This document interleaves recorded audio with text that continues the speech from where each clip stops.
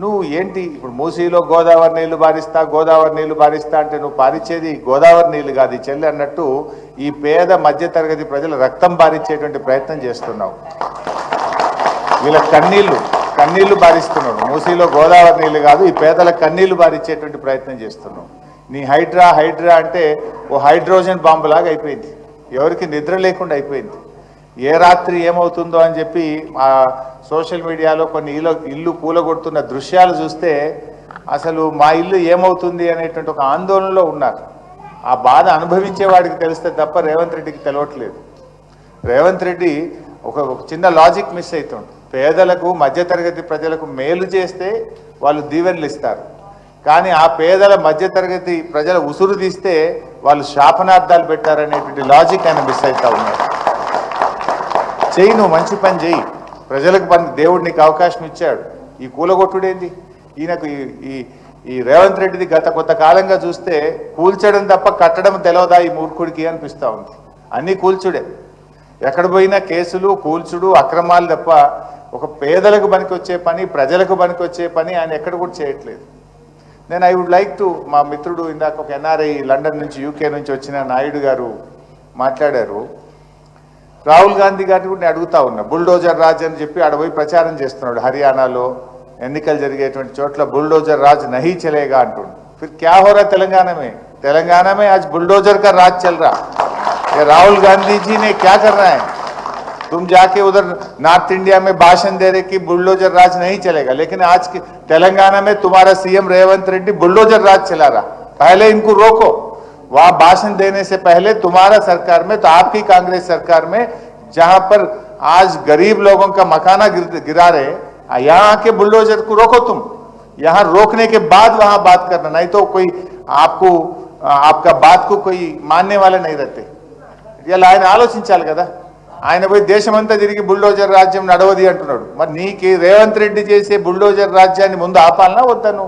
నువ్వు ఆపకుండా మహారాష్ట్రలో, హర్యానాలో, జార్ఖండ్లో పోయి నువ్వు ఉపన్యాసాలు ఇస్తే ప్రజలు నిన్ను ఎట్లా నమ్మాలి? ఏ విధంగా నమ్ముతారు? నువ్వు ఆపు, ముందు తెలంగాణలో బుల్డోజర్ రాజుని ఆపు, ఈ అన్యాయాన్ని ఆపు, ఈ పేదల కష్టాలని ఆపాలని చెప్పి నేను రాహుల్ గాంధీ గారిని కూడా ఈరోజు ఇక్కడ నుంచి డిమాండ్ చేయడం జరుగుతూ ఉంది. నిజంగా మీరు మాట్లాడారు. పాపం ఒక సోదరిమణి ఇందాక మాట్లాడుతూ ఇంకా 2035 వరకు మేము ఈఎంఐ కట్టాలి అన్నారు. నువ్వు ఇల్లు కూలగొడితే ఆ ఈఎంఐ ఎక్కడ కట్టాలి? కొత్త ఇల్లు కిరాయికి తీసుకొని ఎక్కడ బతకాలి? ఆ కుటుంబం ఏమవుతుంది? ఇల్లు అనేది, ఇల్లు కట్టి చూడు, పెళ్లి చేసి చూడు అనే ఒక సామెత ఉన్నది. జీవితంలో ఒకేసారి ఇల్లు కడతారు, ఒకేసారి పెళ్లి చేసుకుంటారు. ఎంత ఉన్నవాడికైనా, కలిగిన వాడికైనా ఇల్లు కడితే అప్పులు అవుతాయి, పెళ్లి చేస్తే అప్పులు అవుతాయి. అలా ఎన్నో అప్పులు తెచ్చి రూపాయి జమ చేసి చెమటోడ్చి కష్టపడి ఎంతోమంది ఇల్లు కట్టుకుంటే నువ్వు రాత్రి కూలగొట్టి ఆ కుటుంబాలు ఏమవుతాయి? పాపం ఇందాక ఒక సోదరిమణి అనితాబాయి, మిలిటరీ అంటే మాకు తెలుసు. పాపం వాళ్ళు ఎక్కడో దేశ సరిహద్దుల్లో పనిచేసి వాళ్ళకు వచ్చే జీతం తప్ప ₹1 రాదు. ఒక పూట తినక రూపాయి దాచిపెట్టుకొని హైదరాబాద్ పేరు బాగుంది, హైదరాబాద్ ఇమేజ్ బాగుంది, హైదరాబాద్కు పోయి సెటిల్ అయితే మా పిల్లలు బాగుపడతారు, నా పిల్లలు బాగా చదువుకుంటారని కేసీఆర్ గారు గతంలో ప్రభుత్వాలు హైదరాబాద్ ఇమేజ్ పెంచితే ఆ ఇమేజ్ మీద వాళ్ళు ఎక్కడెక్కడోళ్ళు వచ్చి హైదరాబాద్ సెటిల్ అయితే ఎందుకు వచ్చామరా ఈ హైదరాబాద్కు అని ఆమె ఏడ్చే పరిస్థితి తెచ్చింది రేవంత్ రెడ్డి ప్రభుత్వం యొక్క తుగ్లక్ నిర్ణయాల వల్ల. ఈయన పిచ్చి పనుల వల్ల ఎందుకు వచ్చామరా హైదరాబాద్ కని విధంగా ఇవాళ ఈయన వ్యవహరిస్తే హైదరాబాద్ ఇమేజ్ దెబ్బతింటుంది, హైదరాబాద్ ప్రతిష్ట మసకబారే విధంగా ఈయన ఈరోజు పనిచేస్తున్నటువంటి పరిస్థితి ఉంది. పాపం ఆవిడ ఎల్ఐసి లోన్ తీసుకున్నామని నేనే, సో పాపం ఆమె ఎంత నిజాయితీగా మాట్లాడుతుందంటే నా ఒక్కదాని సమస్య కాదు, ఇక్కడ ఉండే అందరి గురించి మాట్లాడుతున్నాను అంటుంది. అది వారిలో ఉండేటువంటి జాతీయ ఐక్యత ఎంతో గొప్పగా ఈరోజు ఆవిడ మాట్లాడుతూ ఉంది. బట్ ఈరోజు చాలామంది పాపం 2035 వరకు ఈఎంఐ ఉంది, వారు ఎల్ఐసిలో లోన్ తీసుకున్నారు. ఇంకా కొంతమంది అన్ని డ్యూ డిలిజెన్స్ చేసి మాకు లోన్ ఇచ్చారు. ఇంకా ఒక సోదరిమని మాట్లాడుతూ ఎంక్రోచర్స్ అనే ముద్ర మాకు వేస్తే అసలు మేమేదో దొంగల్లాగా మమ్మల్ని చిత్రీకరించి, మేమేదో తప్పు చేసిన వాళ్ళలాగా అసలు మమ్మల్ని ఎట్లా చిత్రీకరిస్తారు?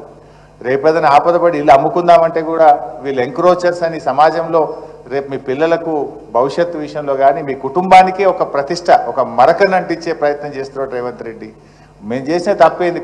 ఎవరో ప్లాట్ అమ్మితే కొన్నాము, గవర్నమెంట్కి అప్లై చేసి ఫీజు కట్టి పర్మిషన్ తీసుకున్నాము, ఇల్లు లోన్ తెచ్చి కట్టుకున్నాము, ఎలక్ట్రిసిటీ కనెక్షన్, వాటర్ కనెక్షన్ తీసుకొని నెల నెల కడుతున్నాము, సంవత్సరానికి ప్రాపర్టీ ట్యాక్స్ కడుతున్నాము.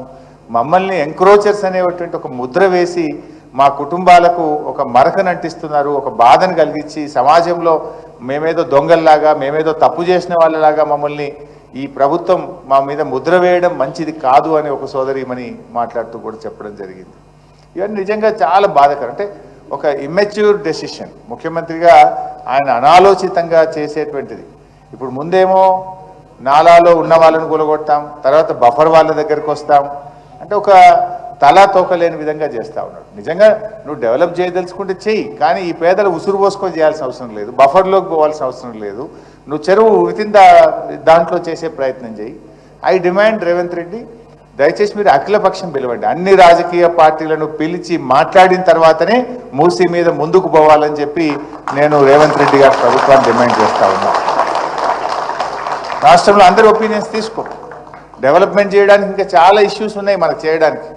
ఇలా కేసీఆర్ గారు ఉంటే హైదరాబాద్లో ఎన్నో ఫ్లైఓవర్స్ కట్టినారు, అండర్ పాస్లు కట్టినారు, ఐటీ తీసుకొచ్చారు, ఇండస్ట్రీ తీసుకొచ్చారు, మంచినీటి సమస్య పరిష్కరించారు, కరెంటు సమస్య పరిష్కరించారు, సీసీ కెమెరాలు పెట్టారు, లా అండ్ ఆర్డర్ బాగా తెచ్చి ప్రజలకు రక్షణ కల్పించారు, ఎస్టీపీలు కట్టి మూసీని శుద్ధి చేసి స్వచ్ఛమైన నీళ్లు మూసీలో వెళ్లే విధంగా చేశారు. కానీ ప్రజల్ని నొప్పించే ప్రయత్నం చేయొద్దు కదా.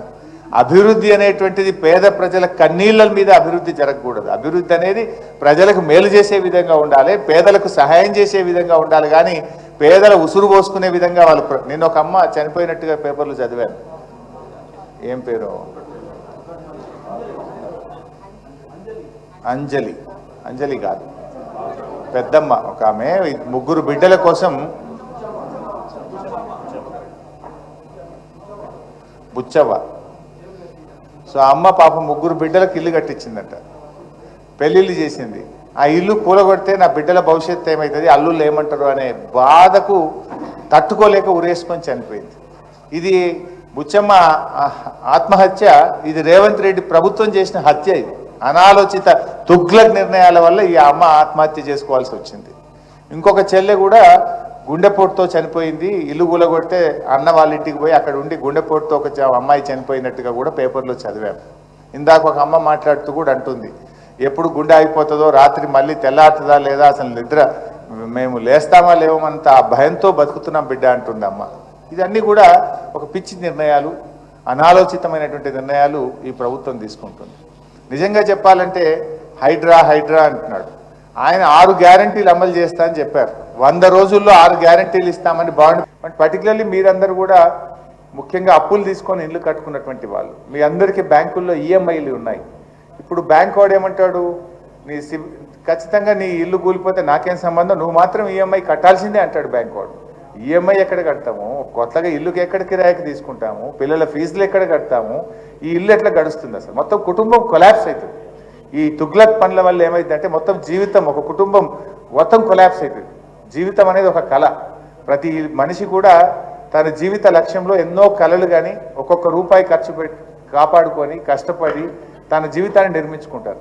ఈయన తుగ్లక్ చర్యల వల్ల ఒకే రోజు కొన్ని వేల జీవితాలను కుప్పగూల్చే విధంగా వ్యవహరిస్తూ ఉన్నాడు.